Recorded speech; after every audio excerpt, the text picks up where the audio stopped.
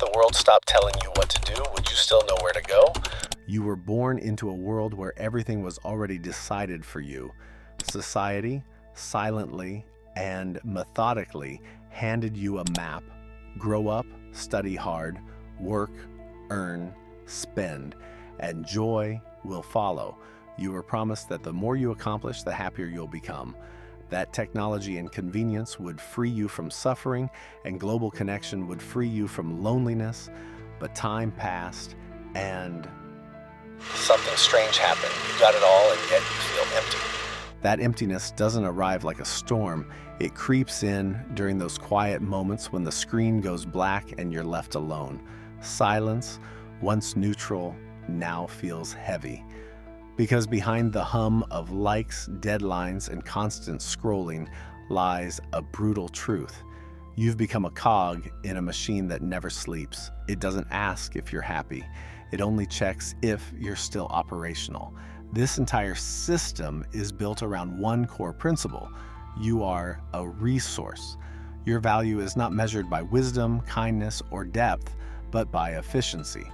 You're expected to be productive, fast, on top of things, always chasing the next target. And if you slow down, you're no longer relevant. That's practically a death sentence. History repeats itself. Henry Ford once said, "The ideal worker is one who doesn't ask too many questions and shows up on time." That idea hasn't changed. Only now, instead of an assembly line, you sit at a laptop. Instead of a foreman, you answer to endless notifications. You're expected to be constantly available, constantly updated, constantly running. But for what? Deep down, this race has no finish line. Every achievement only buys you a brief pause before the next pressure hits. Hit one goal? Good. Now there's another. Bought a home? Great. Now you need a bigger one. Got promoted? Prove you deserve it every day.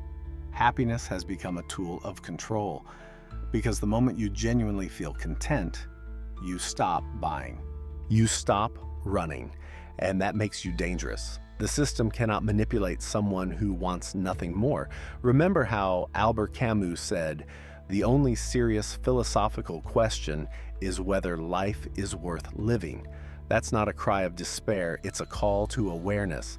As long as you operate on autopilot, you're not truly living. You're a series of reactions, a predictable script, a function, and the more external stimulation you chase, the further you drift from your inner compass. Even work, supposedly the great pillar of modern purpose, has lost its meaning. They told you that if you do what you love, you'll never work a day in your life. But the truth is, even when you love your craft, you feel burned out because you're not working for joy, you're working to survive the system.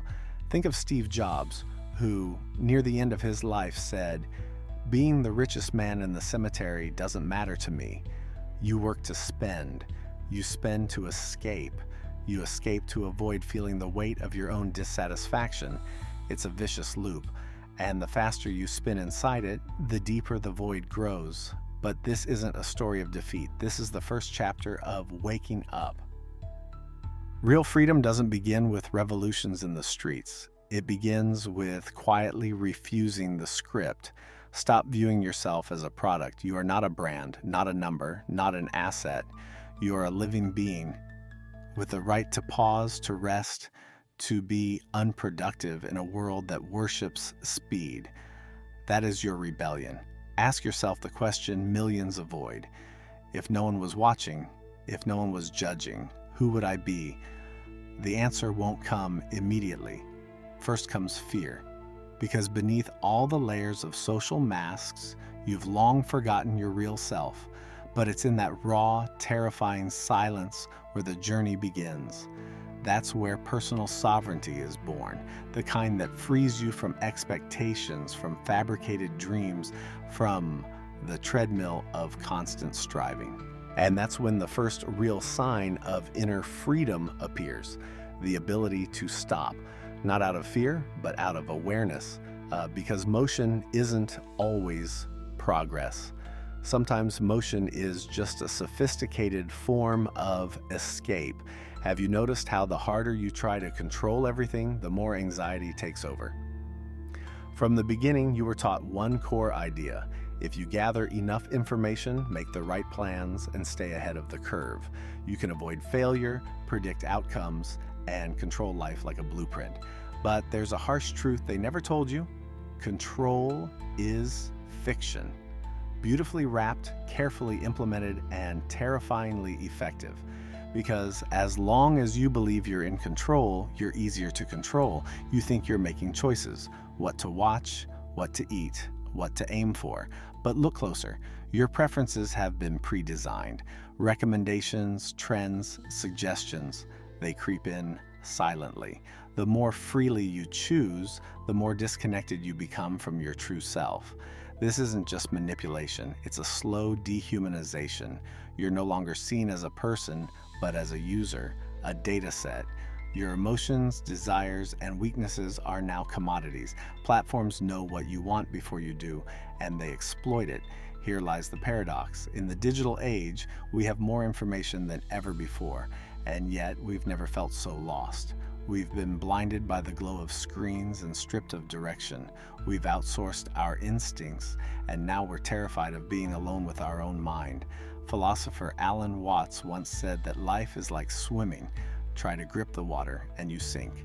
Relax and trust the flow, and it carries you.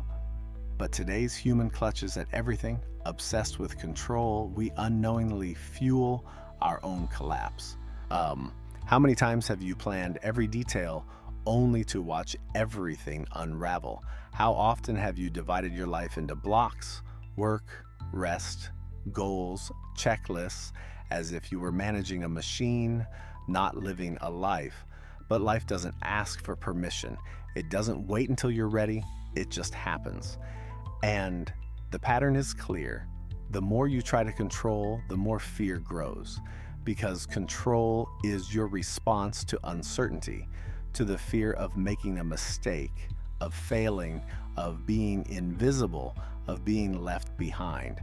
And that's the cruel paradox. You've been sold a world full of endless options, and it has paralyzed you. You live in an ocean of possibilities, and you're terrified to choose. Because the moment you choose one thing, you let go of all others. So you hesitate, you overanalyze, you delay, you scroll through other people's lives, watching what they pick, and slowly you stop living and become a spectator of your own existence. Sociologist Zygmunt Bauman once described this state as liquid modernity, a time where nothing holds, nothing lasts, everything constantly changes. We're forced to constantly reinvent ourselves to keep up with the world. But in doing so, we abandon the only true guide we have, our inner compass. We trust ratings, reviews, trends, algorithms. We let the outside world tell us what matters. And this is the deadliest poison of our era, the severing of intuition. When was the last time you truly listened? Not to what you should do, but to what you feel. That voice inside you isn't your enemy. It doesn't want to destroy you. It's not dead. It's just been drowned out. The world is too loud. And silence, though frightening, contains all the truths you've been avoiding. Even your fears aren't truly yours anymore. They were manufactured. Fear of falling behind, fear of being irrelevant, fear of slowing down, fear of being judged. It's all been fed to you carefully, consistently. You don't fear being yourself. You fear being unapproved if you show who you really are. Look around. Where is everyone running with such desperation? Toward happiness? They're running from the void, from the questions they're afraid to ask, from the silence that reveals they have no idea where they're going. And here's where the real turning point lies, the courage to stop before it's too late. Stopping isn't weakness, it's clarity. For the first time in a long time, you can look within and ask yourself the real questions. This is a place few dare to enter, a quiet, uncomfortable space, but in that stillness, you no longer hear suggestions, advice, or noise. You hear yourself, and from that moment, something essential begins, the rebuilding of inner direction. Would you still recognize yourself if you stripped away everything you once put on to be accepted by others? From early childhood, you were taught, be the best, stand out, fit in.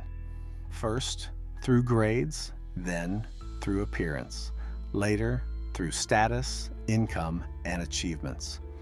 Every step in this system was aimed at one thing: becoming someone society would accept.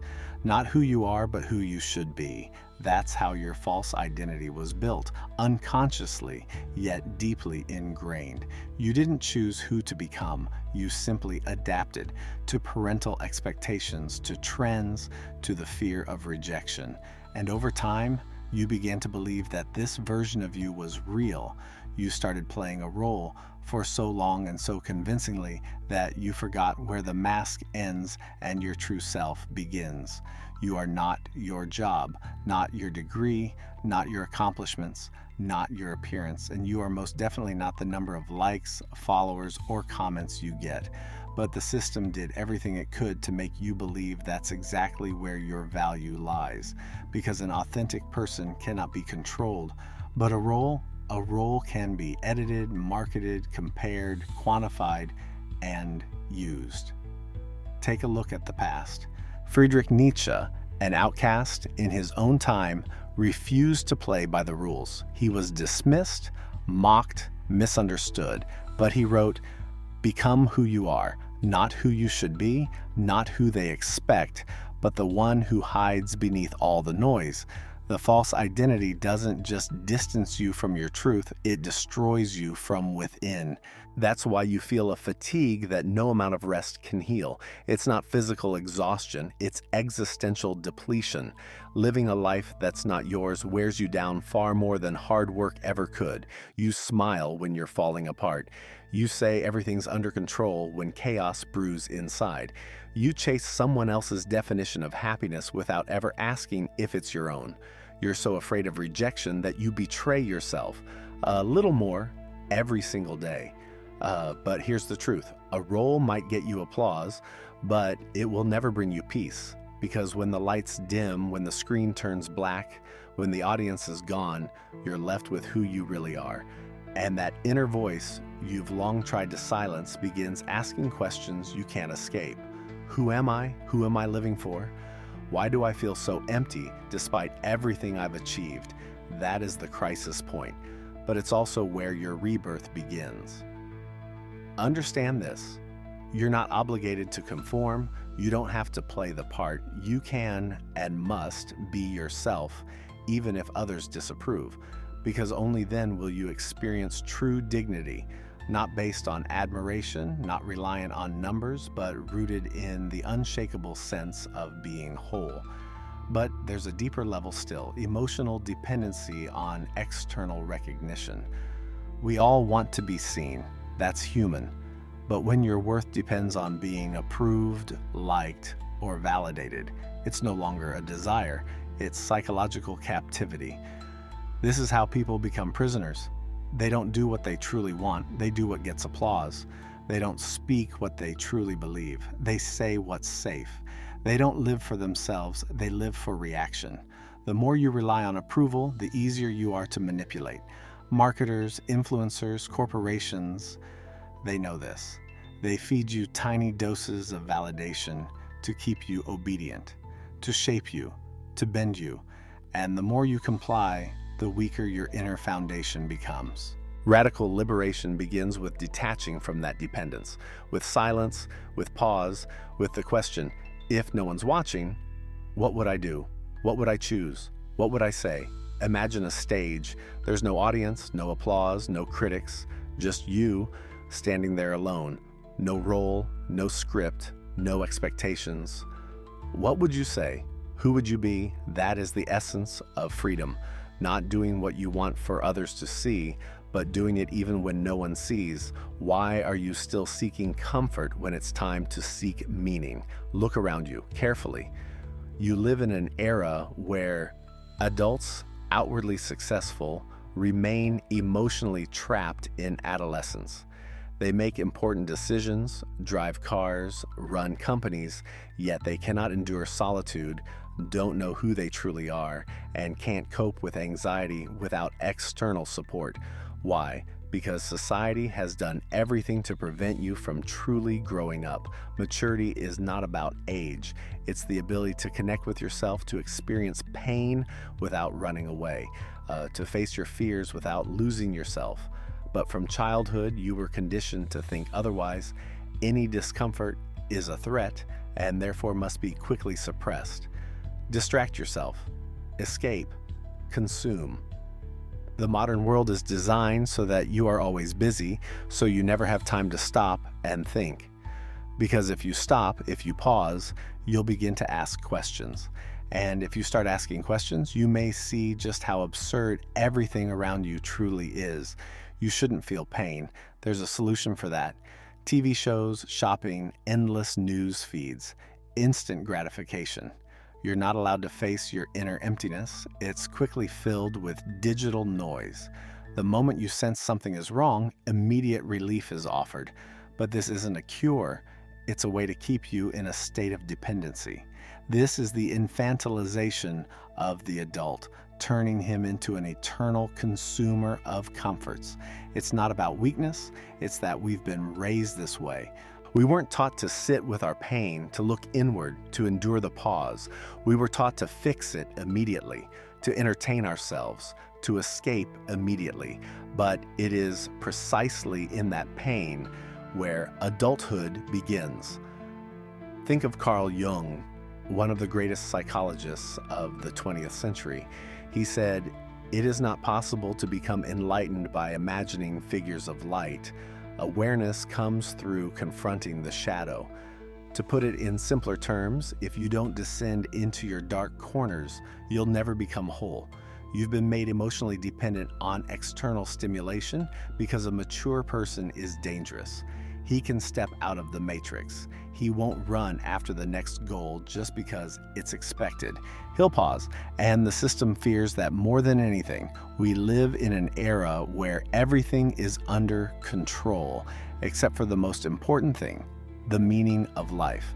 They've given us a GPS, but taken away our compass. They've opened millions of roads, but never explained why we should walk them. And now most people are running, not toward a goal, but away from the fear of stopping. But it's in stopping that adult life begins. Not the kind measured by mortgages or the number of tasks on a to-do list, but the kind where you finally ask, why am I doing all this? Why do I wake up? Why do I work? Why do I live?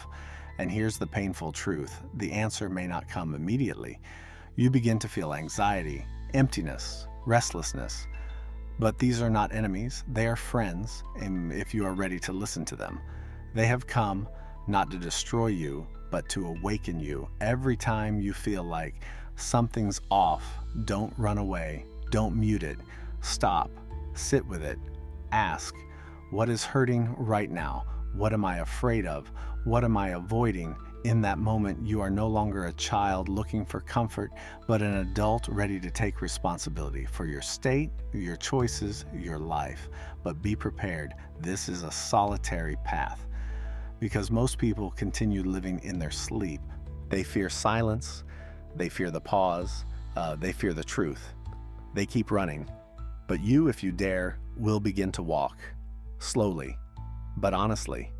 You don't have to destroy your entire life. You don't have to move to the woods, but you must restore contact with yourself. Stop distracting yourself. Start listening. Start feeling. Even if it's painful at first, this is where true freedom and maturity are born. If you knew how much life you lose every day, would you start living differently? There's something slipping away from you every single day, and you barely notice it. It's not just hours or dates. It's your time, which means it's your life, the real one, not the imagined version, not the future dream, but the life happening right now. Modern people live with their minds locked on the future. Real life is about to begin. Once I make enough money, I'll start living. Once vacation comes, I'll finally breathe. But the truth is, the present is never after. It's either now or never. You've been trained to live in anticipation. Anticipation of success, of milestones, of the right moment. But in between all these expectations slips by the one thing you'll never get back, your one and only life. Think about it. How often are you fully present in the moment? No distractions, no next steps, no worry, just here, just being. If you're honest, rarely, if ever. We live under the illusion of infinite time. We think there's plenty, that we can afford to rush, to postpone, to waste it. But here's the hard truth. Time does not repeat. No day ever returns. No breath comes twice. You rush. You strive. You push toward a goal that always moves a step ahead. Why? Because that's how the machine is built. The system cannot allow you to feel content. If you're at peace, you stop consuming. You stop running. You become dangerous. Every time you say, once I achieve this, I'll be happy, you're deferring your life. And here lies the darkest paradox. You trade away living seconds for a future that never actually arrives. Picture an hourglass. Grain by grain, the sand falls. Slowly, silently. Each one is not just a second, it's you. It's your chance to feel something. Say something, hug someone, pause, breathe, live. But instead, a like, an address, a new plan, a new fear, a new distraction. And so the days pass, wrapped in purpose, structured with goals, but beneath it all, emptiness if you're not living consciously. Understand this, life is not a draft. There is no rewrite, no backup, no do-over. You only have one shot this very moment. You're either in it or you're not. Here comes the final blow. If you don't reclaim your time, you're not really living, you're just surviving. You're an automaton in the flow, a function in someone else's design. You react, but you don't choose. You move, but you don't steer. Want to change that? You already have everything you need. Awareness, that's why you've made it this far, and now you have a choice. Right now, you can say, enough. Enough waiting, enough chasing, enough living by someone else's definition, because every grain in your hourglass is a chance to begin. Not tomorrow, not when it's convenient, but now, and now, the call to action. If this story stirred something in you, if a part of you woke up while reading this, drop a comment below that says, I choose to live, not for me, not for the algorithm, but for yourself. It's your first act of reclaiming your freedom, your consciousness, your direction. Subscribe to the channel if you want to keep going. This space isn't for those seeking comfort, it's for those brave enough to look within. Hit the notification bell because what's coming next will be even more uncomfortable, but also even more liberating. Because truth isn't always pleasant, but discomfort is the price of real freedom.